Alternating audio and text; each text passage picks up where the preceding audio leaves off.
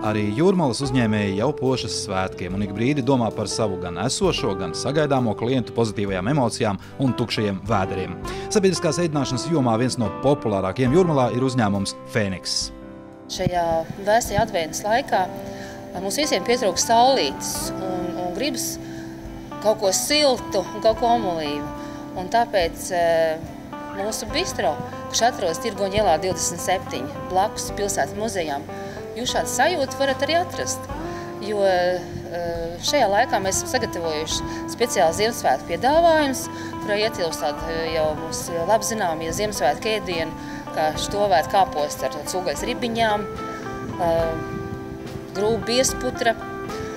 Tad ir arī plašā piedāvājumā dažādi karstie dzērieni, arī bezalkoholiskie dzērieni, kā arī piedāvājam mums visiem labi zināmo veselīgo smilkšķēršu sulu, dažādas kafijas, tējas, dažādas.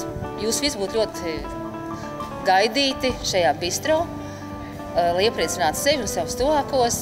Jums ielā atrodas ļoti omulīgs veikaliņš, kurā mēs tirgojam pārtiku, bet šajā veikaliņā arī cilvēks var, teiksim, nopirkt kafiju vai kādu karsto dzērienu, teiksim, karstvīnu, sasildīties, omulīgi pasēdēt pie galdiņa, parunāt, uzēst kādu garšīgu smalkmaizīti.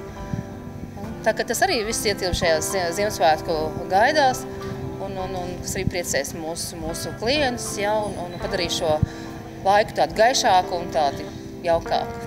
Mūsu kolektīva vārdā es gribētu visiem novēlēt gaišus, priecīgus un saticīgus Ziemassvētkus, kā arī rast iespēju atbraukt uz Jūrmalu, apciemot mūsu bistro un justies labi. Veselība visiem mums un saticība.